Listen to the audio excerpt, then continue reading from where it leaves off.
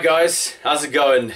Another episode and we're back on this fucking thing again. Nah, I like it, I really do. It just seems like lately it's a lot going on with that.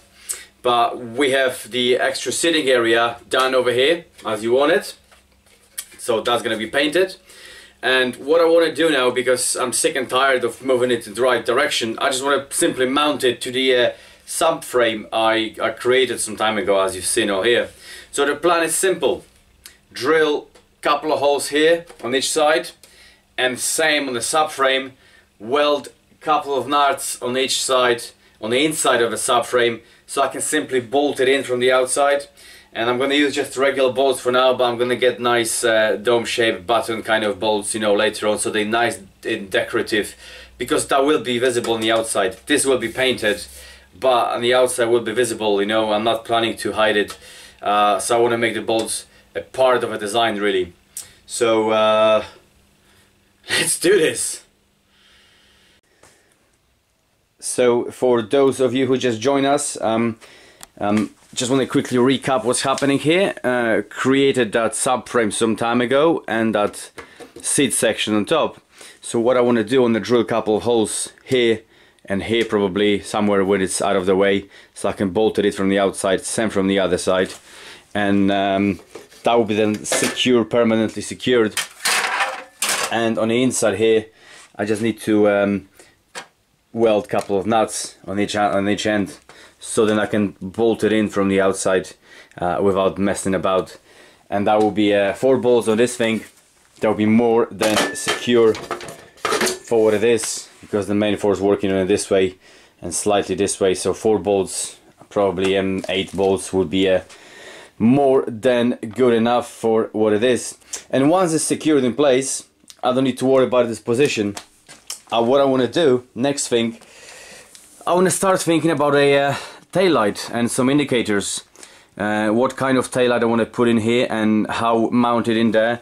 French it in somehow a little bit, or just put like a old school kind of round Land Rover kind of style light, or something else. And that will give me the idea how can I close up this gap, because there's a little gap over there, and I want to close this all off with another sheet of metal, if you can see that, to cover these welds, just make it a little bit more nicer than it is.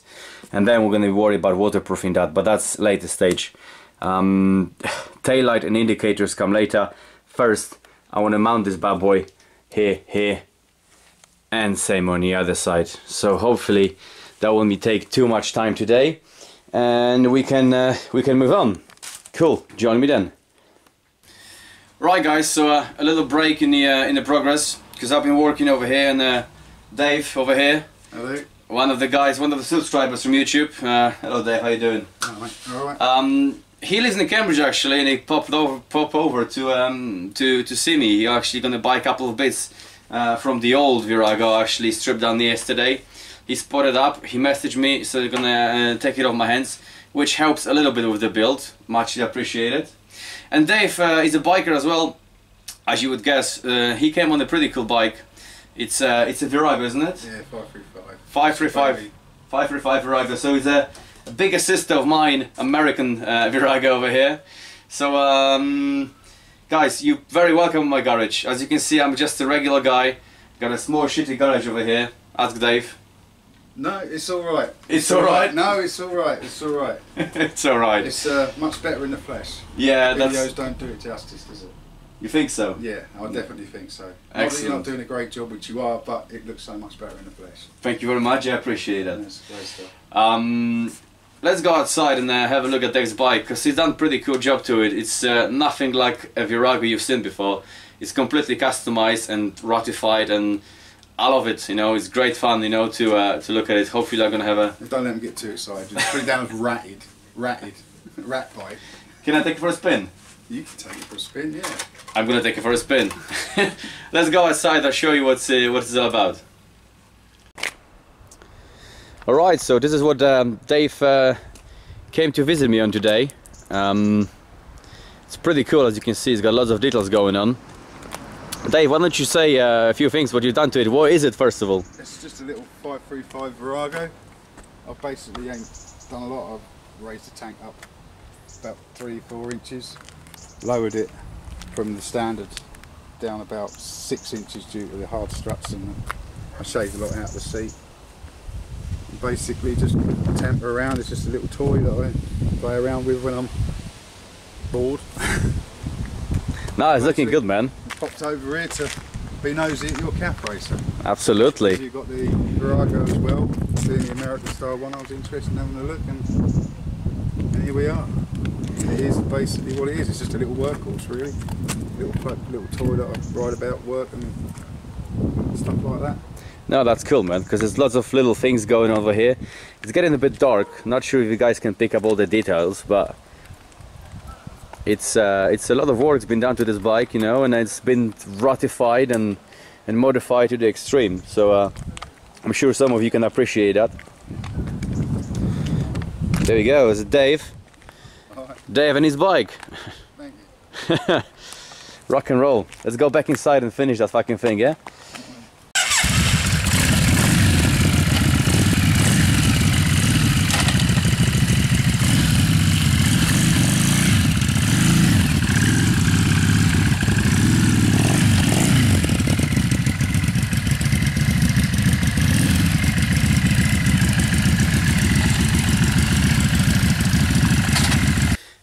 Right, so Dave's gone now, and as a second visitor I had in the garage this week, and all thanks to social media, power of YouTube, and I'm meeting really nice guys over here, which is great, you know, part of the fun. And that got me thinking, you know, if any of you guys want to come and you know, say hello, if you're in Cambridge, then just drop me a message and we can arrange it, you know. If you don't mind, you know, smell of metal in the garage and oil, and I've got naked ladies on the wall doing nasty things to each other. If you don't mind all that, then I see no problem with that.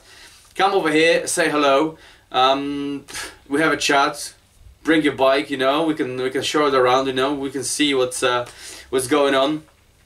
Fantastic, why not, you know? Just bring beer, because I'm out. Anyway, back to business.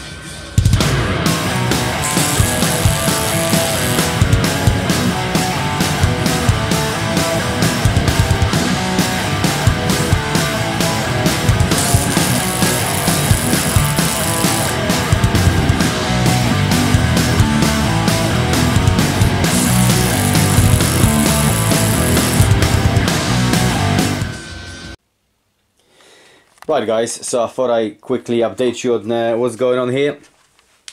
As I said, pretty straightforward. Drill a hole through the subframe, 4 in total, 2 on each side, and then weld the nut on the inside. Quite beefy nuts I used, but I figured out my ass gonna be sitting on it. I want a beefy connection to the subframe, so by accident I don't slide off. I know there's a slim chance of that happening, but 4 beefy nuts like this, and I think that M8 bolts, they'll be more than strong enough. And no, I won't be using these bolts. These are just temporary, you know, just regular steel bolts, just for now, because I gotta be taking it in and out, in and out. On the final build I use really nice decorative bolts, some kind of button caps or dome head. But let's see if I can fit it on. It's not a hard job, but it's a very precision job, because you got 2 on each side and they need to match the holes onto the seat cowl, and 2 on the other side, and it's the same story.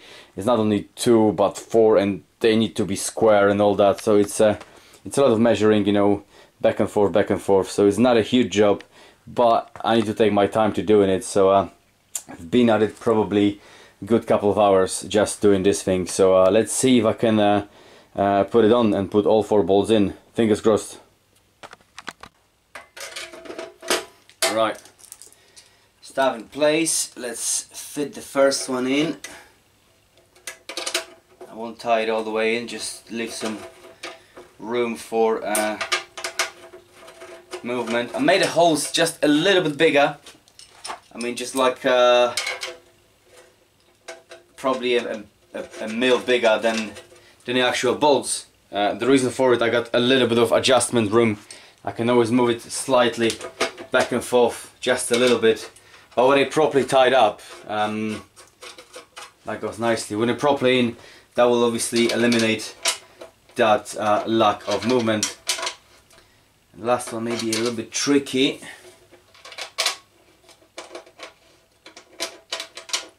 There it is.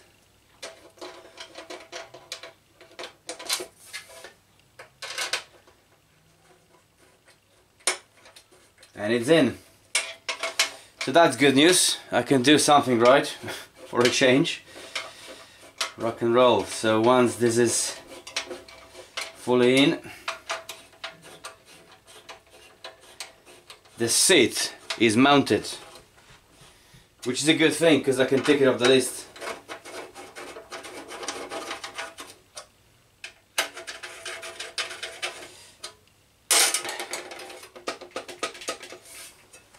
Another job well done. Let's have another beer.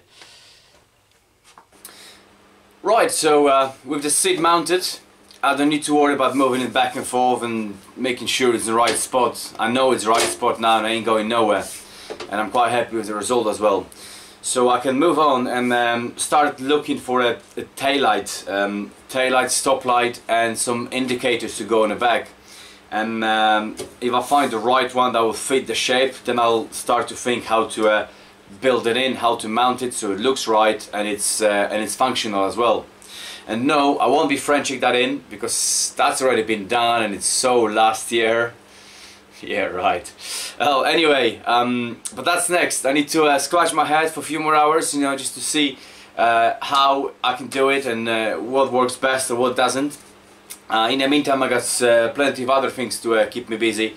So before I order the parts, there will be another video coming on that. But that's in not so distant future. Next videos we move on to something else, hopefully a little bit more interesting than just grinding, drilling and welding. Well, on that note guys, thank you very much for watching. You know the drill. Have a beer, rock hard, and I'll see you next time.